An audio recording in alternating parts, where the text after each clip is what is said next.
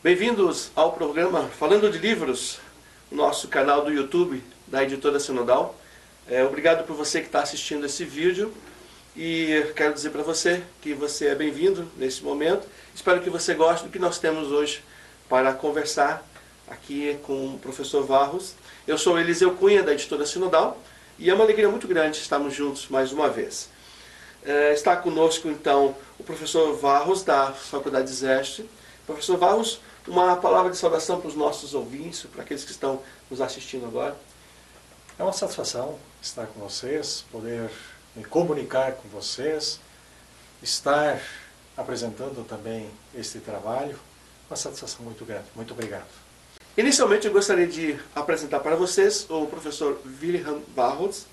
Ele é pastor da ISLB, graduado em Teologia pela Faculdade Zeste, fez doutorado pelo Programa de Pós-Graduação, também pela Faculdade Zeste, é professor titular da cadeira de Teologia e História do Cristianismo, História Medieval e Moderna.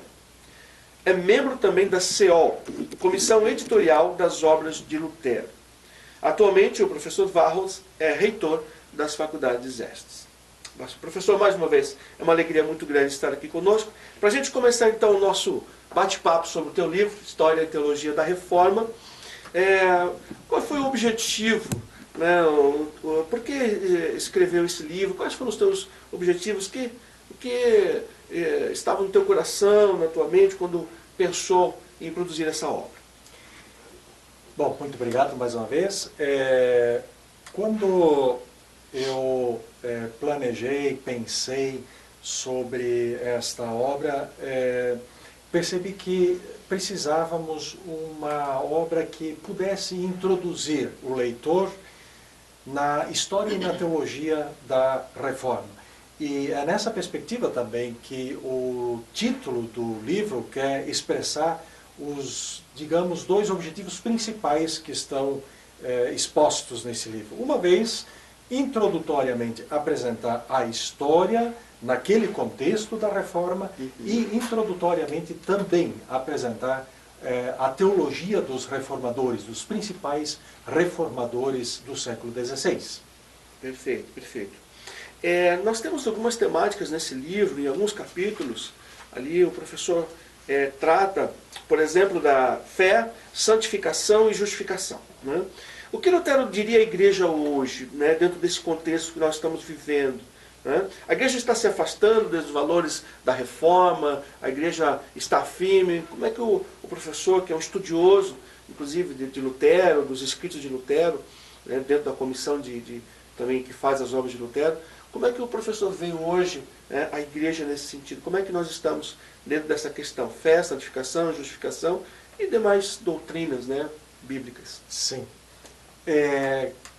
A ideia de contextualizar a reforma, ou seja, iniciar o livro com aspectos introdutórios à história, ao contexto no qual vai ocorrer a reforma, tem a ver exatamente com isso. Tem a ver com o fato de que é preciso que a gente estude teologia perguntando pelo contexto, pelas problemáticas, pela vida, pelos dramas da vida naquele momento e no nosso momento, e a partir daí a gente também pode, então, buscar a relevância daquilo que na reforma, na teologia da reforma, nós temos expresso. Então, pelos capítulos dos livros, isso vai aparecer. Quer dizer, primeiro eu faço, então, uma apresentação, uma introdução à questão do contexto da reforma, destacando, entre outras questões, os dramas da vida, da sociedade, da religiosidade, da igreja à época,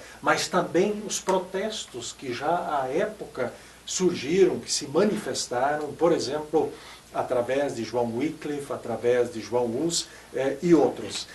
E nessa perspectiva, os reformadores, eles também trazem agora, apresentam a sua teologia dentro dessa perspectiva. Os temas, sobretudo, da justificação por graça e fé, santificação, são temas que surgem dentro daquele contexto histórico. Eu diria que se nós levarmos a sério a teologia dos reformadores, e assim o devemos fazer, nós também vamos buscar entender a atualidade e a necessidade da reflexão teológica diante desse contexto, sobretudo na perspectiva da justificação, da santificação e da própria fé. Nós vivemos hoje, e aí me parece que está das questões fundamentais da relevância e atualidade da reforma, nós vivemos uma cultura do mérito. As pessoas hoje, a sociedade, ela é avaliada pelo mérito. Existe uma valoração do ser humano por aquilo que ele produz, por aquilo que ele é, pelo critério do econômico, da beleza, da produção. Ou seja, ele é avaliado por isso. E nisso não existe nenhum elemento de gratuidade, de graça. O mérito, ele inclusive produz mais do que isso. Ele produz a violência, ele produz o individualismo e no final ele inclusive adoece o ser humano.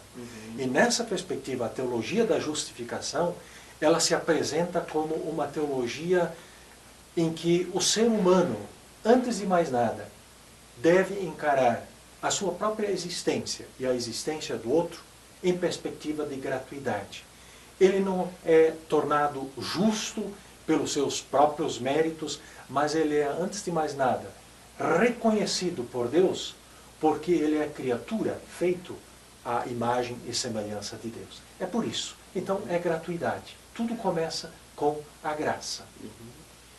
Perfeito. Professor, como é um estudioso, novamente, de Lutero, como eu disse, e no seu livro, como é que o professor trata essa questão dos escritos de Lutero? De que forma os escritos de Lutero podem nos ajudar hoje, ajudar a igreja a valorizar mais, né, os nossos valores cristãos, como a Bíblia, a obra de Jesus, a pessoa de Deus, a pessoa do Espírito Santo? Quer dizer, de que forma o professor trata no seu livro essas questões? De novo, nós temos que perceber, e a partir da reforma, ou podemos fazer, como nós nos dirigimos como pessoas para a Bíblia. Como nós encaramos a Bíblia. Nós percebemos que também na atualidade, não raras vezes, Jesus, por exemplo, é percebido como um modelo, como um exemplo, como alguém que deve ser imitado. Essa percepção faz com que, de novo, a gente entra pela teologia do mérito, das obras. A teologia da reforma, ela quer nos chamar a atenção de que as coisas não começam com a imitação de Cristo. Elas começam com a dimensão da graça que torna o ser humano nova criatura em Deus. A graça, ela transforma o ser humano de tal forma que é o ser humano transformado que se torna um imitador de Cristo. Ou seja, ele não imita a Cristo para se tornar igual a Cristo, mas ele é feito por Deus mesmo, em fé, ele é feito cristão e cristã. E a partir disso imita. Portanto, isso significa que o próprio Jesus não pode ser encarado como um objeto, porque a gente poderia muito facilmente, nessa perspectiva, tornar o próprio Jesus um ídolo. O que eu chamo de Jesus-latria. Então, a idolatria de Jesus Cristo também não é algo que liberta o ser humano. Ela produz, na verdade, um farisaísmo. Ela não produz a liberdade cristã. Então, Jesus Cristo é um libertador nessa perspectiva. Isso daí significa também como é que nós encaramos a Bíblia. A Bíblia, ela não se torna simplesmente um manual de moral, não se torna um manual de leis, mas ela é uma proposta de diálogo com o ser humano. Assim como Deus, em Jesus Cristo, vem ao mundo, encarna para dialogar com o ser humano, nós precisamos considerar isso. Lutero enfatiza isso assim de uma forma muito forte no que diz respeito à questão dessa encarnação de Deus em Jesus Cristo. Jesus Cristo encarna para dentro, inclusive, de uma cultura, para dentro de uma linguagem, para se comunicar. A Bíblia quer ser exatamente isso também. Ela não é um objeto de adoração. Ela não é um manual de normas, de leis. Ela é uma proposta de diálogo de Deus para com o ser humano. E isso significa, ao final, que desse diálogo há libertação, desse Deus, patrocinada por esse Deus, o Deus de Jesus Cristo. Uhum, perfeito.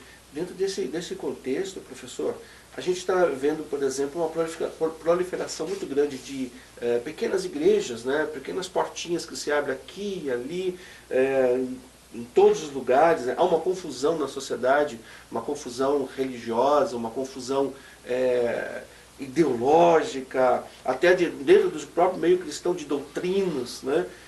Cada um falando uma coisa, pensando uma coisa diferente.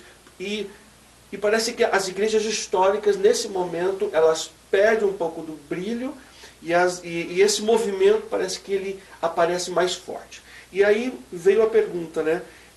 Qual é a relevância dos temas da reforma, então, para a igreja e para a sociedade hoje? De que forma a reforma ela pode intervir, ela pode nos ajudar a resgatar, talvez, os valores que Lutero tanto defendeu e outros reformadores que deram a sua vida, inclusive, para que a gente pudesse ter essa liberdade que nós temos hoje. E talvez até mal usada essa liberdade. Né? Então, de que forma os temas da reforma podem ser relevantes para a igreja hoje, podem influenciar a sociedade do século XXI?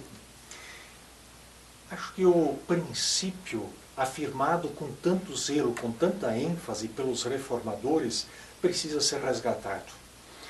Você falava da fragmentação da sociedade, que fica expresso também, não raramente, na divisão das próprias igrejas. A reforma, ela traz como elemento importante o resgate da comunhão do ser humano com Deus e da relação de Deus com o ser humano. Mas essa não é uma relação individual, individualista. Ela é uma relação que abrange, se amplia na direção de toda a criação e provoca, portanto, comunhão. É nessa perspectiva que me parece que também nós, como cristãos e cristãs, como igrejas cristãs no mundo afora, precisamos perceber a mensagem de Deus, em particular, como ela nos aparece na teologia da reforma, para a atualidade. Nós vemos uma sociedade, uma humanidade que se fragmenta por guerras, por divisões. A teologia da reforma, ela apela para a dimensão da comunhão. Ela apela para a dimensão do serviço. Nós vivemos num único mundo, num único planeta, que é criação de Deus. Este é o nosso mundo, esta é a nossa casa. E é nessa perspectiva que a teologia da reforma, entendo, nos convida à comunhão, a viver em comunhão nesta casa, chamado planeta Terra, que é criação de Deus. Uhum. Perfeitamente, professor, perfeitamente. A gente podíamos ir longe, né, com tantas perguntas aqui. A reforma e a história da reforma, ela traz tantas temáticas para a gente poder discutir, mas eu gostaria que, antes de encerrarmos, que o professor dissesse para os nossos ouvintes por que ele deveria comprar esse livro. O que isso vai acrescentar à vida, ao coração dele, à mente dele, o que ele vai extrair e que vai ser importante para a vida pessoal de cada um. Eu gostaria de partilhar um exemplo aqui de um estudante que um dia veio conversar comigo depois de ter lido esse livro. Ele disse assim: professor, eu li o seu livro e é um livro que eu entendi do início ao fim pela linguagem simples e ao mesmo tempo profunda como a temática é abordada. Eu consegui entender a teologia da reforma lendo o seu livro. É nessa perspectiva modesta, porque esse livro ele quer ser efetivamente uma introdução à história e à teologia da reforma. É nessa perspectiva que eu apresento e coloco à disposição também de leitores e leitoras o livro para estudo, para leitura, e desejo que possa ter efetivamente uma boa leitura, uma boa pesquisa e um bom estudo. Muito obrigado. Então, se você se interessou então pelo livro, gostaria de adquiri-lo, gostaria que você anotasse aí Você pode adquirir esse livro através do nosso site. Agora mesmo, você pode entrar lá, www.editorasinodal.com.br. Se você preferir ligar para a gente, pega o telefone, anota aí o telefone, prefixo 51, Rio Grande do Sul, 3037 2366. Você ligando, você vai ser atendido rapidamente. Se você quiser adquirir por e-mail, você pode enviar-nos e-mail através do endereço pedidos@editorasinodal.com.br. Será um prazer poder te atender e tenho certeza que a sua vida vai ser muito edificada pela leitura desta obra. Professor, muito obrigado pela sua presença, Deus também o abençoe e obrigado por nos dar o privilégio do seu tempo aqui conosco nessa entrevista. Muito obrigado, uma grande satisfação. Muito obrigado.